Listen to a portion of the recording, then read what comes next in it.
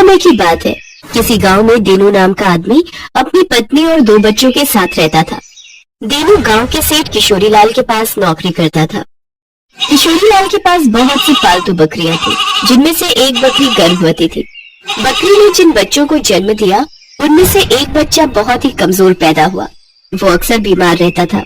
एक दिन सेठ गुस्से में बोला, अरे दीनू, एक काम कर, इस बकरी के बच्चे को तू कहीं दूर जंगल में छोड़ा। हर समय इसकी वजह से और भी बकरियां बीमार होने लगी हैं। हमें बीमार को नहीं रखना। ठीक है मालिक, मैं कल सुबह ही इसे जंगल छोड़ाऊंगा। अगले दिन दीनू बकरी के छोटे से बच्चे को जंगल में छोड़ने के लिए चला जाता है। वो जैसे ही बकरी के बच्चे को छोड़ने लगता है, बच्चा मैं करने लगता है, मानो वो दीनू से कुछ कह रहा हो। कितना मासूम और प्यारा बच्चा है। अगर मैं इसको यहाँ जंगल में छोड़ गया तो जंगली जानवर इसको मार कर खा जाएंगे। पता नहीं मन नहीं कर रहा इसे कि इसे यहाँ छोड़ कर जाऊँ। दीनू बकरी के बच्चे को उठा लेता है और अपनी गोद में लेकर प्यार करने लगता है। बकरी का बच्चा भी दीनू को ऐसे लिपट जाता है मानो उसे कितना प्यार मिल रहा हो। दीनू उसे अपने साथ घर ले आता है। सुनो जी, हम लोग तो वैसे ही इतने गरीब हैं, 2 वक्त की रूखी सूखी रोटी भी बहुत मुश्किल से खा पाते हैं। हम इसका इलाज और देखभाल कैसे करेंगे? शांति, तुम नहीं जानती, जब मैं इसे जंगल में छोड़ रहा था, पता नहीं मेरा मन दर्द से भर आया और इसे जंगली जानवरों के बीच जंगल में छोड़ने का मन नहीं हुआ। इसलिए मैं इसे अपने साथ ले आया। अब जब ले ही आया हूँ तो इसको पालने का इंतजाम भी हो जाएगा। तुम और मैं मिलकर इसकी पूरी देखभाल करेंगे और मुझे यकीन है कि ये कुछ ही दिनों में बिल्कुल ठीक हो जाएगी। सच में ऐसा ही हुआ। दीनू और उसकी पत्नी शांति मिलकर बकरी के उस बच्चे की खूब देखभाल करते थे। धीरे धीरे उनके देखभाल की वजह से कुछ ही महीनों में वो बकरी बिल्कुल ठीक हो गई और बड़ी हो गई। बकरी ने अब दूध देना भी शुरू कर दिया था। सुनो, देखो हमारी बकरी कितना दूध देने लगी है। क्यों ना हम बकरी का दूध बेचना शुरू करें? इससे हमारी अच्छी कमाई हो जाएगी और तुम्हें सेठ की नौकरी भी नहीं करनी पड़ेगी। तुम ठीक कह रही हो शांति। इस बकरी को बचाकर उस दिन शायद मैंने ठीक ही किया। आज हमारे कितने काम आ रही है और हमें इससे कितना प्यार भी हो गया है। ये भी हमें बहुत प्यार करती है। कल से हम इसका दूध बेचकर ही गुजारा करेंगे। मुझे भी अब इस किशोरीलाल की नौकरी नहीं करनी पड़ेगी। वो बहुत निर्दयी स्वभाव का है। अगले दिन से दीनू बकरी का दूध बेचने लगा। दीनू की बकरी बहुत ही अच्छा दूध देती थी, जो कि गांव वालों को बहुत पसंद आता था। धीरे धीरे दीनू का दूध बेचने का काम अच्छा चलने लगा। जब ये बात किशोरीलाल को पता चली तो वो दीनू के पास अपनी बकरी वापस लेने के लिए चला गया। क्यों बे दीनू, मेरी बकरी का दूध बेचकर तू बहुत पैसे वाला बन गया है। तूने मेरे घर नौकरी भी करनी छोड़ दी है। चुपचाप मेरी बकरी वापस कर, वो बकरी मेरी है। किशोरीलाल जी, आपने तो इसे जंगल में छोड़कर आने के लिए दिया था ना। आप तो कब का इसे भुला चुके थे। वो तो मैं था जो मैं इस बेचारी को अपने घर ले आया। आज ये मेरे कारण जिंदा है। मैंने इसकी देखभाल की है। तू ऐसा नहीं मानेगा, मैं पंचायत में ये बात रखूंगा। किशोरीलाल पंचायत में अपनी बकरी वापस लेने की बात कहता है, पर पंचायत का मुखिया दीनू की तरफ था। देख किशोरीलाल, दीनू ठीक कह रहा है। तूने तो इसे बीमार और मरियल समझकर दीनू को इसे जंगल में छुड़ाने के लिए बोला था ना। मैं ठीक कह रहा हूँ ना?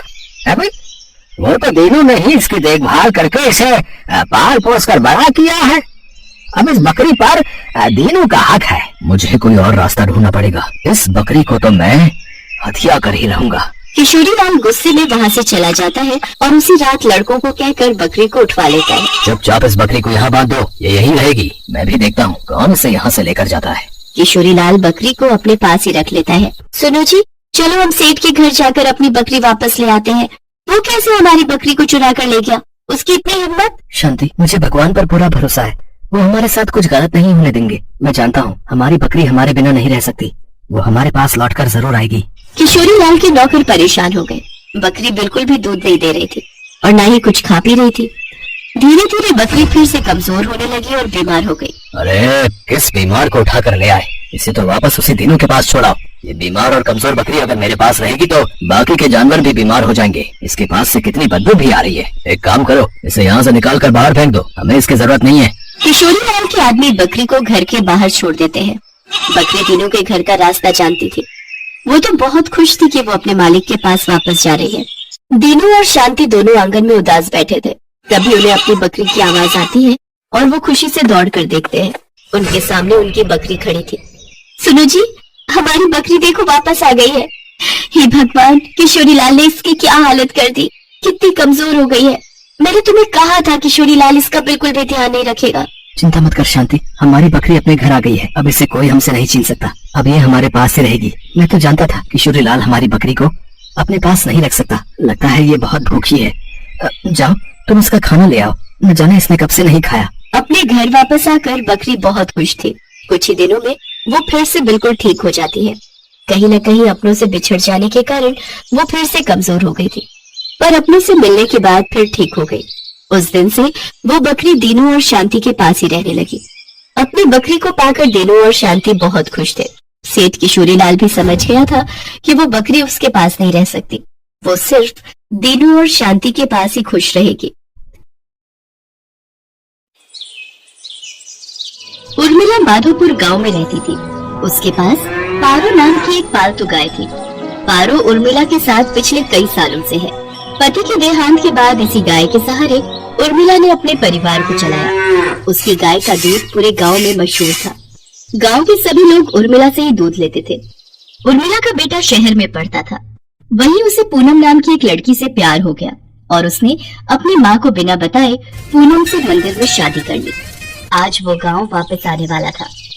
उर्मिला बहन, 2 किलो कर देना दूध। 1.5 किलो मुझे भी देना। क्या बात है उर्मिला बहन, आज तो तुम बड़ी खुश दिखाई दे रही हो। बात ही खुशी की है सरोज बहन, आज मेरा बेटा गांव वापस आ रहा है। बस जल्दी जल्दी काम निपटा कर उसी के लिए बढ़िया बढ़िया पकवान बनाऊंगी। पता नहीं शहर में उसे क्या खाने को मिलता होगा और क्या नहीं। अच्छा तो ये बात है, चलो बहुत बढ़िया हुआ। कब से बेटे के बिना अकेले रहते रहते तुम उदास हो गई हो। अब वो आ जाएगा तो तुम्हारे साथ काम में भी मदद कर देगा। हाँ वो तो है। अरे आ रही हूँ पारो, तू क्यों आवाज लगा रही है? मैं जानती हूँ तू भी सूरज का नाम सुनकर बहुत खुश हो रही है। रुक, मैं अभी तुझे चारा डालती हूँ, फिर तो सूरज ही तुझे खिलाएगा। उर्मिला की गाय पारो अपनी आवाज में उससे बातें कर रही थी, मानो वो भी सूरज के आने की खुशी मना रही हो। शाम के समय सूरज आ जाता है, पर अपने बेटे के साथ बहू को देखकर उर्मिला को बहुत बुरा लगता है। माँ तुम नाराज मत हो, सब कुछ बहुत जल्दबाजी में हुआ। पूनम के पिताजी की तबीयत ठीक नहीं थी और वो चाहते थे कि हम ये शादी जल्दी से जल्दी कर लें, इसलिए मैं आपको बता ही नहीं पाया। और अब मैं आपके साथ ही रहूंगा, आप चिंता मत करो। और माँ पूनम बहुत अच्छे स्वभाव की पढ़ी लिखी लड़की है, आप एक दूसरे को आसानी से समझ जाओगे। ठीक है, देखती हूँ वो मुझे कितना समझती है। गांव के रहन सहन और शहर के रहन सहन में बहुत फर्क है बेटा। उर्मिला की तरह पूनम घर के कामकाज नहीं कर पाती थी, उसे तो घर का कोई भी काम करना नहीं आता था। सूरज, तुमने मुझे कहाँ लाकर पटक दिया है? मुझसे ये घर के काम नहीं होते, हमें शहर वापस चलना चाहिए। उस गाय का गोबर साफ करो, उसे चारा डालो, उसे नहलाओ, घर की लीपा पोती करो। ये सब करके तो बदबू के मारे मेरा बुरा हाल हो रहा है। ऊपर से तुम्हारी माँ को माँ जी का नाटक करते हुए लहसुन प्याज ही काटती रह जाओ। कैसी बातें कर रही हो पूनम? यहाँ पर सारा कामकाज बना हुआ है। मैं तो यहाँ पर बढ़िया सी डेयरी खोलने की सोच रहा हूँ। दूध, घी, पनीर, दही और कुछ खास मिठाइयों की बहुत ही बढ़िया डेयरी खुल जाएगी। हमारी अच्छी खासी कमाई हो जाएगी। शहर में घर का किराया खर्चा पानी कितना ज्यादा है, वहाँ पर मुझे काम सेट करने में ही सालों गुजर जाएंगे। और जहाँ पर मेरा अपना खुद का घर का काम है, हम शहर में क्या करेंगे? तुम्हें पता भी है हमारी गाय का दूध पूरे गांव में मशहूर है। सोचो हम कितना कमा लेंगे। और फिर हमारे यहाँ रहने से माँ को भी सहारा रहेगा, वो बेचारी अकेले काम नहीं संभाल पाती है। अच्छा तुम काम करो, मैं थोड़ी देर बाजार होकर आता हूँ। क्या तो सूरज ठीक ही रहे हैं? शहर में काम करने के लिए पैसों की भी जरूरत होगी। यहाँ पर तो अपना मकान, अपना काम है और फिर हमें तो पैसे कमाने से मतलब है। कुछ सालों में अच्छे पैसे कमा लिए तो बाद में शहर जाकर बस जाएंगे। पर मुझे किसी भी तरह से सासू माँ से अलग होना है ताकि उस गाय पर मेरा कब्जा हो जाए। पता नहीं, माँ जी तो बहुत चालाक है, कितने पैसे अपने अंदर करके बैठी होंगी। पूनम को पता था कि सूरज गांव में ही काम बढ़ाने वाला है, इसलिए वो अलग होने के रास्ते ढूंढने लगी। सूरज, सुबह से काम कर करके मैं थक गई हूँ। मेरे आने के बाद माँ जी ने घर के सारे काम मेरे ही जिम्मे डाल दिए हैं। गाय को नहलाना, धुलाना, गोबर साफ करना, चारा डालना, सारी देखभाल तो मैं करती हूँ। और दूध बेचने के टाइम पर माँ जी गल्ला लेकर तखत पर खुद बैठ जाती हैं। ऐसे थोड़ी होता है, मैं अब और बर्दाश्त नहीं कर सकती। जब मैं इतना काम कर रही हूँ तो फिर मैं अलग ही रहूंगी। मुझे माँ जी के साथ नहीं रहना। और हाँ, उस गाय पर मेरा हक है, मुझे तो बस बंटवारा चाहिए, गाय का बंटवारा। पूनम इतनी जोर जोर से चिल्लाकर ये बात कह रही थी कि उसकी बात उर्मिला के साथ साथ पड़ोसियों ने भी सुन ली और सब वहाँ आ गए। बहू, बंटवारा, वो भी मेरी पारो का? मेरे जीते जी ऐसा कभी नहीं होगा। और तुम जानती है क्या वो पारो के बारे में? उसे मैंने बहुत प्यार से पाला है, उसकी देखभाल की है। तुम मेरी पारो को एक दिन भी रख कर तो दिखाओ, वो तुम्हारे साथ एक दिन भी नहीं रहेगी। हाँ हाँ, इस गाय की देखभाल मैं कर लूंगी, आप उसकी चिंता मत करो। पर एक शर्त है, आप बीच में दखलंदाजी नहीं करोगी।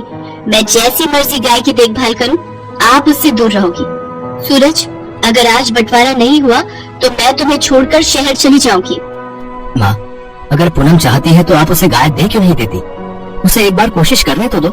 कहीं ऐसा ना हो आप दोनों के झगड़े में मेरी शादीशुदा जिंदगी खराब हो जाए। सूरज बेटा, एक माँ कभी नहीं चाहती कि उसके बच्चों का घर खराब हो। अगर बहू की यही इच्छा है तो आज से मैं अपनी पारो बहू के हवाले करती हूँ। उर्मिला बहन, इतने सालों से हम देख रहे हैं पारो को तुमने बहुत लाड प्यार से पाला है। कहीं ऐसा ना हो बंटवारे के चक्कर में एक निर्दोष जानवर परेशान हो जाए। सब गांव वाले भी क्या समझाते। पूनम तो बंटवारे की जिद पर अड़ गई थी और ऐसा ही हुआ। गाय अब पूरी तरह से पूनम के हवाले थी। सूरज गांव में डेयरी खोलने की व्यवस्था के काम से शहर चला जाता है। पूनम तो आलसी थी, उसने गाय के प्रति लापरवाही दिखाना शुरू कर दिया। वो सुबह उठकर ना तो गाय का गोबर साफ करती थी, न उसे नहलाती धुलाती थी और न ही उसे समय पर चारा देती थी। इसी कारण गाय के आसपास बदबू फैलने लगी और मक्खियाँ, मच्छर, कीड़े मकोड़े आने लगे। गाय को समय पर चारा नहीं मिलता था, वो कमजोर हो गई। पूनम सारा दिन सोती रहती और खाती पीती रहती। गाय ने दूध देना भी बंद कर दिया। एक दिन गाय बेहोश होकर जमीन पर गिर गई। ये देखकर पूनम घबरा गई। सूरज उसी समय शहर से आया और वो भी घबरा गया। उसने उर्मिला को आवाज लगाई। उर्मिला दौड़ती हुई अपनी पारो के पास आई और बिलख बिलख कर रोने लगती है। पारो, पारो उठ, देख देख, मैं तुझे आवाज लगा रही हूँ। पूनम, पारो की देखभाल की जिम्मेदारी तुमने ली थी ना, फिर उसका ये हाल कैसे हो गया? मुझे माफ कर दो सूरज, गलती मेरी ही है। मेरे कारण पारो आज इस हालत में है। मैं सचमुच माँ जी की तरह पारो की देखभाल नहीं कर सकी। माँ जी, मुझे माफ कर दीजिए। उर्मिला दौड़कर चारे के पास जाती है और चारे को उठाकर पारो के आगे रखती है। पारो को उर्मिला के स्पर्श का एहसास होता है। वो थोड़ा सा हिलती है। ये देखकर सब खुश हो जाते हैं। उर्मिला अपने हाथों से पारो को चारा खिलाती है। पारो खुशी खुशी ढेर सारा चारा खा लेती है, मानो वो कब से उर्मिला के हाथों से ही चारा खाना चाह रही थी। पूनम को अपनी गलती का एहसास हो जाता है और वो उर्मिला से माफी मांगती है। कुछ दिनों में पारो फिर से ठीक हो जाती है। अब सूरज ने भी गांव में एक बड़ी डेयरी खोल ली थी। धीरे धीरे सब कुछ ठीक हो जाता है और दोनों सास बहू मिलकर पारो की देखभाल करने लगती है। पारो भी अब बहुत खुश थी।